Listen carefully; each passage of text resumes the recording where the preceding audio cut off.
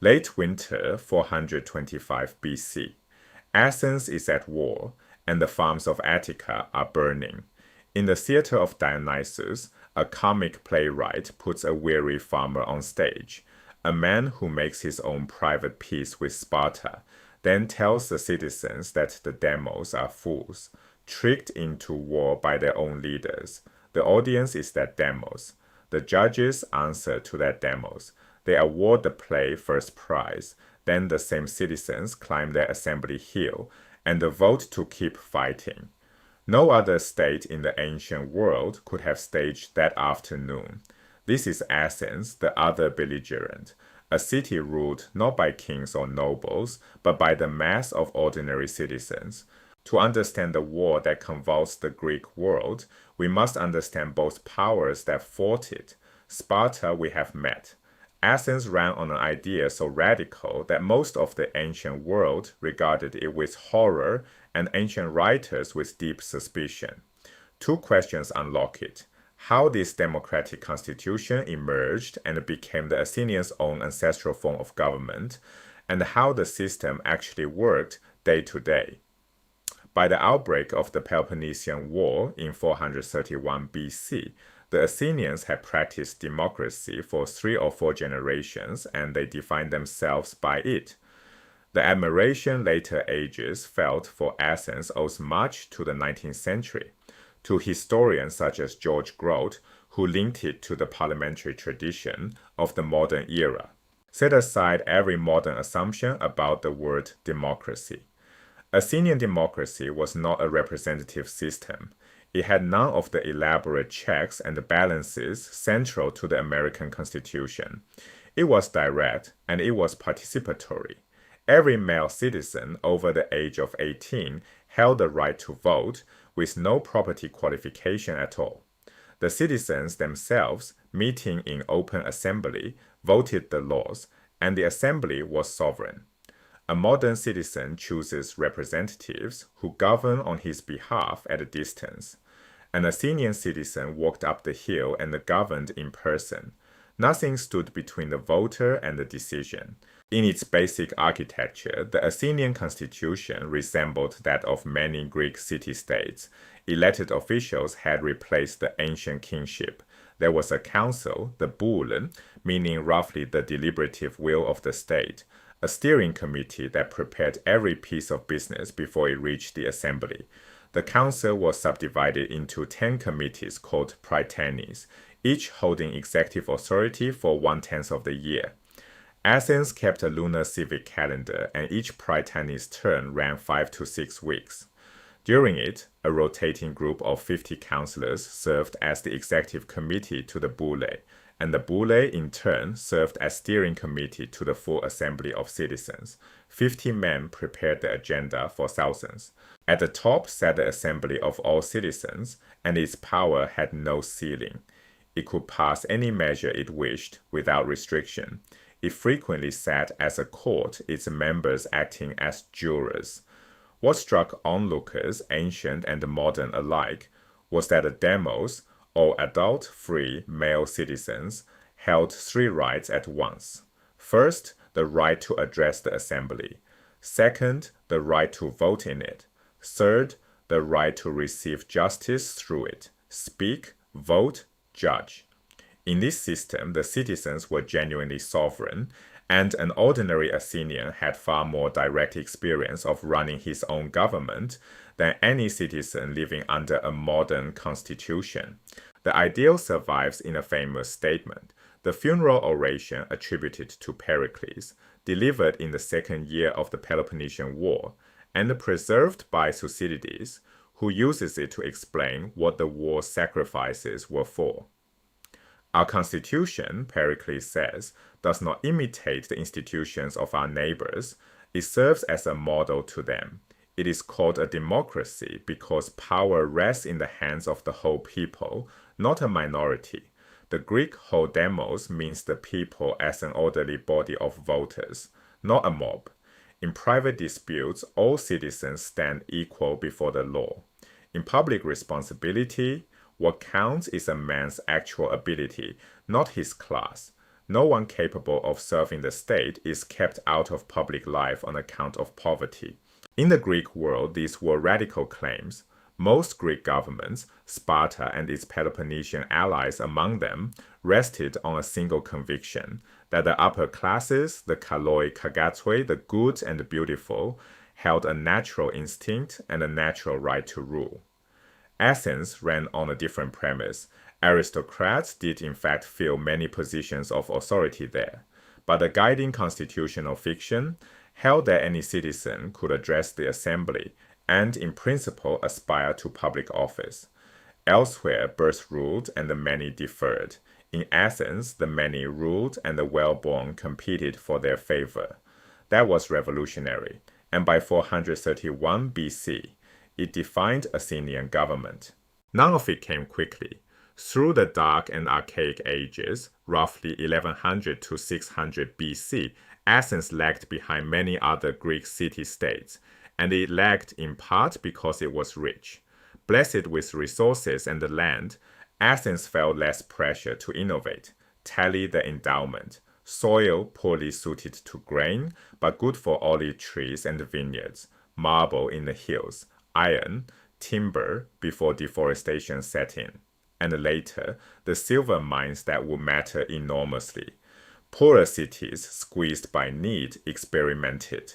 Comfortable Athens stood still.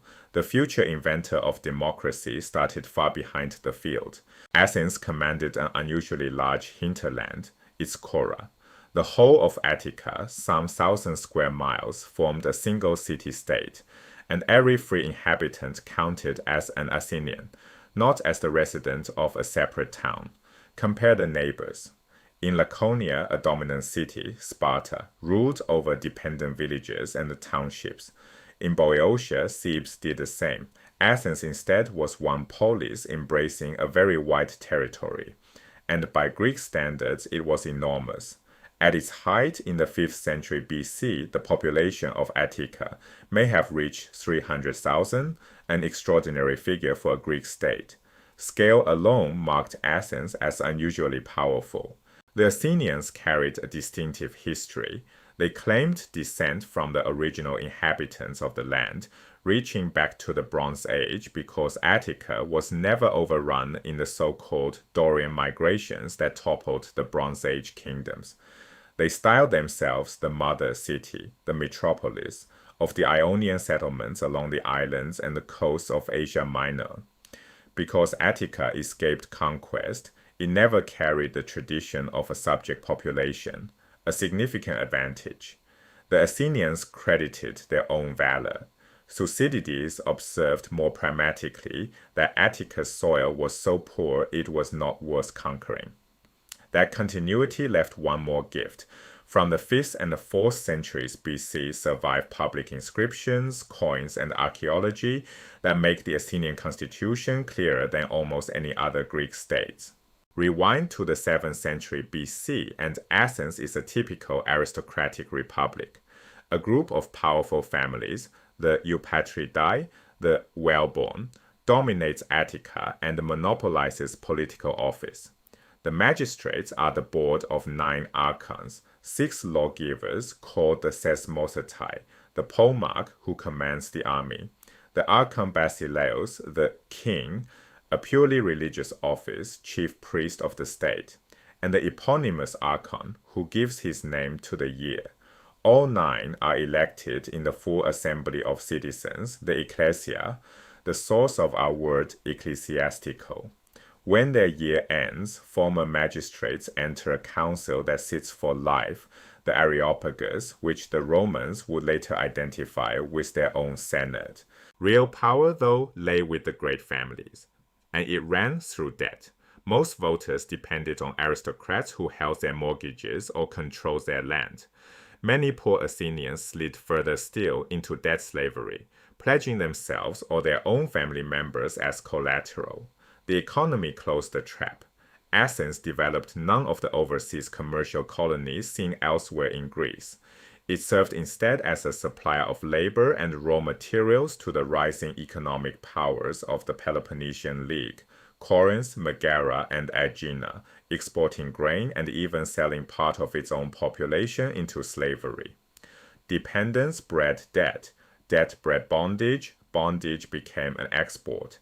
Athens was consuming its own citizens. By 600 BC, these tensions had carried Athens to the brink of upheaval, the kind of crisis that across Greece typically produced a tyrant. In 632 BC, an aristocrat named Cylon attempted to seize power and failed. Then, to answer popular discontent, the aristocrats commissioned a man named Draco to set the laws in writing. The code he produced plainly favored the aristocracy, and it was so severe that draconian survives as a word for extreme harshness. Asked why nearly every offense carried the death penalty, Draco is said to have replied that small crimes deserved death, and that he had nothing worse left for the serious ones. The story is likely apocryphal. It captures the situation exactly. Look at Athens around 600 BC and the danger takes shape. While other Greek city-states were developing new institutions through overseas colonization, Athens remained a conservative agrarian society, controlled by a narrow set of families with a large body of citizens sliding into debt slavery and destitution. Conditions were ripe for stasis, civil war between the classes, and they were ripe for the usual remedy, a strongman who would abolish the constitution and rule as dictator. Every precedent pointed one way. Athens went another. In 594 or 593 BC, instead of submitting to a dictator, the Athenians appointed a moderator. His name was Solon, an aristocrat of moderate standing, remembered ever after as the lawgiver who drafted Athens' first constitution. His method was to reorganize the state just enough to avert the crisis. On the economy, he cancelled debt slavery and he cancelled the existing mortgages, but he refused to redistribute property and he refused to carry out a social revolution, both in his judgment too radical.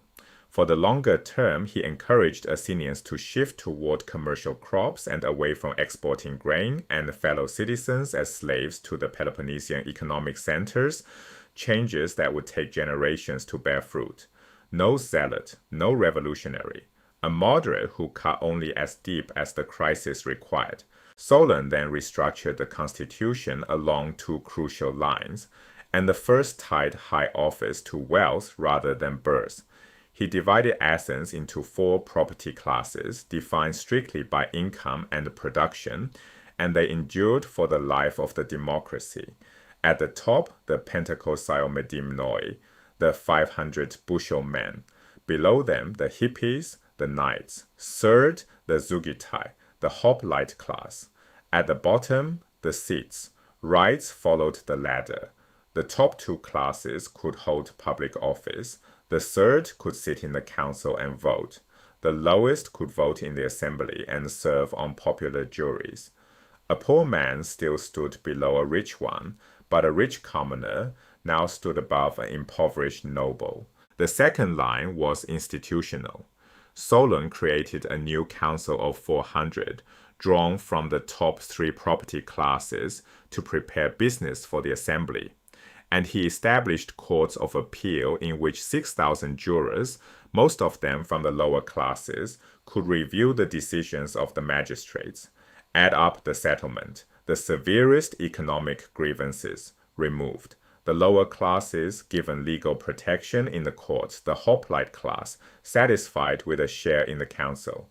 The wealthy compelled to compete as aristocrats of wealth rather than of birth. It was a remarkable balance. It prevented class war, but failed in its ultimate aim, preventing tyranny. Solon left Athens amid general outrage. His compromise had satisfied no one. A generation later, Athens got its tyrant after all. Pisistratus held power from 546 BC until his death around 527, and proved a remarkable ruler.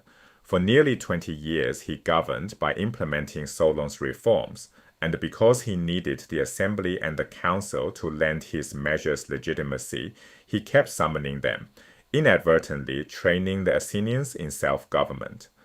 Under a tyrant, they learned to administer the laws, to meet regularly in assembly, to develop working procedures.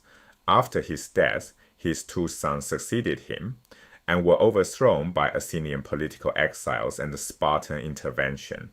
The Athenians discovered they could run the state themselves, no strongman covertly steering it. They remembered Pisistratus kindly, a good and even constitutional tyrant. He rigged the system for his own benefit, and he taught them how to govern themselves. Pisistratus left a second legacy. He pushed Athens' transformation into a commercial state built on seaborne trade. Grain came in, silver went out, along with the cash crops, olive oil and wine.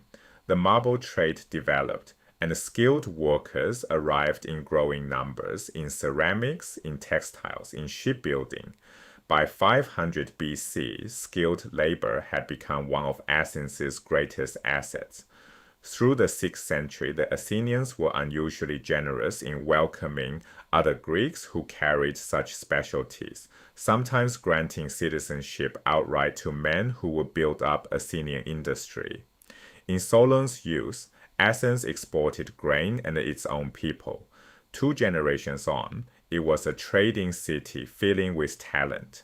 The tyranny fell in 510 BC through Spartan military intervention, and the Spartan king Cleomenes had a design. He intended to enroll Athens as a Spartan ally under a constitutional government that would place the propertied classes in power, controlled through a network of aristocrats loyal to himself. The Athenians resisted. Under a democratic reformer named Cleisthenes, they expelled the Spartans and their local allies. Cleisthenes was probably in his 50s, and he had spent long years as a political exile. He now became the third major figure in the development of the Athenian constitution, and he pushed through the laws that made Athens a democracy in which the assembly was fully sovereign. The heart of his reform was a redistricting of Attica. Cleisthenes divided the territory into 30 districts, 10 inland, 10 in the city, 10 on the coast. Then he combined them, in effect at random, into 10 new tribes, each assembled from 3 widely separated thirds called treaties. Because the pieces were not contiguous, the tribes were artificial creations, not natural regions. Each third was built in turn from local wards called demons, where citizens were registered, official lists recording who held legitimate citizenship. And a major registration drive accompanied the system's introduction around 508 to 506 BC. 30 districts, 10 invented tribes, 3 scattered thirds apiece, a map drawn deliberately against geography. Look at what the map replaced. Voting had followed regional lines controlled by powerful families, Cleisthenes' own Alcmeonids or their rivals, the Phylates, who could summon clients, tenants, and neighbors to vote as instructed. The new tribes cut those lines dead. They also served as regiments in the army, so Athenians from opposite ends of Attica now mustered and drilled together as hoplites. The same units defined a man's citizenship, his standing in the assembly, and his service in the courts. And Cleisthenes replaced Solon's council with a new council of 500, organized in 10 rotating executive committees, the Prytanes, with 50 members drawn from each of the 10 artificial tribes. The regional bosses had lost their followings. Measure the change in one life. An Athenian of the lower classes in 594 BC was defined by his region and district. He deferred to the local aristocratic house, Alcmeonid or Phylade, and voted as it wished. Direct participation meant a rare assembly vote on a great issue, or a call to a court of appeal. A hoplite might sit on the council once he reached 30. Under the Cleisthenic constitution, the assembly met 4 times in every prytany, one of them a full assembly. Every citizen was expected to serve on the council at least twice in his lifetime, and many attended assemblies far more often.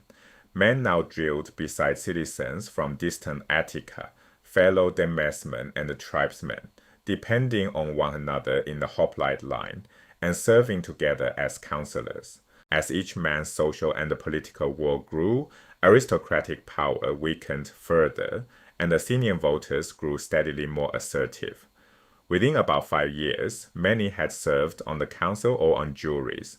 Within a decade of the reforms, the Athenians had coined a word for their government: democracy, rule by the demos. They kept building. A new board of 10 generals was created, one for each tribe, and these became the leading elected officials of the state. Unlike other magistrates, a general could stand for election every year and be re-elected repeatedly. Generals dominated the assembly for a plain reason. A man who could command troops in the chaos of a hoplite battle was usually also effective at addressing a crowd. The old offices faded in proportion. The archonships, once the summit of aristocratic ambition, were now filled by lot, a process known as sortition, and they declined in importance as the generalship rose. Further elected offices were added alongside. The ancient aristocratic council of the Areopagus was never abolished, but its role shrank to that of a judicial court with power to discipline magistrates. It administered the dokimasia, the competence examination for those entering office, and the eusyna, the audit of accounts required after leaving it. It retained even those powers only until 461 BC, when they passed to the assembly. The direction of travel was unmistakable. Through these reforms, the assembly absorbed most of the powers that elsewhere belonged to magistrates and aristocratic councils. It elected the officials, and officials who failed could be tried in popular courts drawn from the citizen body. Safeguards ringed the system. Anyone entering office passed the competence test. Anyone leaving office rendered accounts.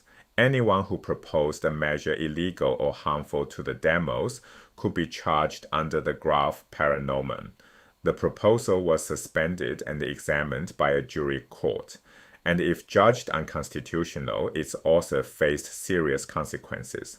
The Athenians were no better at governing than anyone else, but they took unusually practical steps to ensure honesty, and the system worked astonishingly well despite the horror it inspired across Greece. The great mass of citizens gathered on the Cynics, the meeting hill opposite the Acropolis, voting on whatever they pleased. One instrument stands apart: ostracism, introduced by Cleisthenes as one of several blocks against any man making himself tyrant. Each year, usually in the Second Prytany, the assembly voted on whether to hold an ostracism at all. If he voted yes, a second vote followed months later. Each citizen then scratched a single name onto an ostrakon, a broken potsherd, the scrap paper of the ancient world. The sherds were collected and counted. A minimum of 6,000 votes had to be cast, and the man named most often was required to leave Athens for 10 years. This was not exile in the harsh sense. His property was not confiscated. He kept his citizenship. The city simply removed for a time anyone the people feared might aim at tyranny. Then a politician outplayed the rule's author. Themistocles, architect of the Athenian navy, victor over Persia in 480 and 479 BC, rose to power in the 490s and 480s, largely by exploiting ostracism. He turned it into a weapon against political rivals, some tainted as pro-Persian in the debates around the Battle of Marathon. By one account, Aristides, known as the Just, was ostracized simply because the public had grown tired of hearing him praised. By removing 3 or 4 rivals, Themistocles, contrary to everything Cleisthenes intended, stood as the unchallenged speaker in the assembly and carried his policies. Pericles later achieved that dominance. Alcibiades sought it. After Pericles' death, no single figure ever regained such authority over the assembly. By 480 BC, as the Persian invasion loomed, the Athenians were thoroughly accustomed to governing themselves. Count the demos. Attica held at least 180,000 people. Perhaps 20 to 25,000 were adult male citizens with full rights. All could vote and serve on the juries impaneled each year as courts of appeal. At first, only the top 3 property classes could sit on the council. Athens' hoplite class was very large, and eventually the council opened to the lowest class as well. Officials answered to the demos and could be prosecuted for incompetence. The assembly could have voted to confiscate the property of the wealthy. It never did. Down to the Peloponnesian War, the Athenians governed with a genuine sense of fair play and moderation. Their direct experience of government exceeded that of any modern democracy. From 18, a man attended and voted in the assembly, performed jury service, and trained to fight in the fleet or the army. And when he voted his own fate. An expedition approved by the assembly was carried out not by a professional army, but by the citizens themselves and their family members. Commanded by the generals they had elected that year, men who held their lives in their hands. That made the assembly a shrewd, demanding audience, and it drove Athenian oratory to a very high level. Pericles and Themistocles ranked among the finest speakers in the world. The Athenian passion for drama, tragedy, and comedy alike centered on the agon, the staged contest of argument mirroring political debate. From all this grew a habit of mind. Athenians expected to hear an issue argued from 2 sides before they voted. Point, then counterpoint. Weigh the arguments, then decide. That rhythm became the hallmark of the assembly, and it protected even unpopular positions. Conservatives spoke. Members of the ruling elite, openly hostile to the democracy, spoke. The Athenians heard them out. The result was a range of public debate that astonished most other Greeks, and it ran beyond politics into art, into the tragedies of Euripides and the comedies of Aristophanes. This tolerance of political dissent is one of the system's most striking features. It never faced a sharper test than a comedy staged in the middle of the war. Aristophanes was a conservative and no friend of Pericles. He believed the Peloponnesian War had been engineered by Pericles for private reasons, and he mocked him savagely. His play The Achaeans, staged in 425 BC with the war in its 6th year, calls for an end to the fighting, attacks Pericles, and laments the ravaging of Attica. The lament was literal. From the Acropolis, Athenians could watch their own countryside burn as the Peloponnesian army overran Attica season after season, while Pericles and his successors refused to send them out to fight. Here was a playwright ridiculing the leadership, calling the demos fools tricked into war. The demos gave him first prize for the comedy, then it voted to continue the war. It was a remarkable form of government indeed. That was the other belligerent, a city where the great mass of citizens gathered on a hill, heard themselves called fools, and then voted their own fates. It had taken 3 lifetimes to build. Solon's moderation pulled Athens back from class war. Pisistratus' tyranny of all schools rehearsed the people in governing themselves. Cleisthenes' redrawn map made the assembly sovereign. Step by step, Athens had built something no state before it had dared, the most participatory government the world had yet seen, and it is that self-governing, argumentative, fiercely proud demos, the rule of the many, that now stakes its survival against the discipline of Sparta.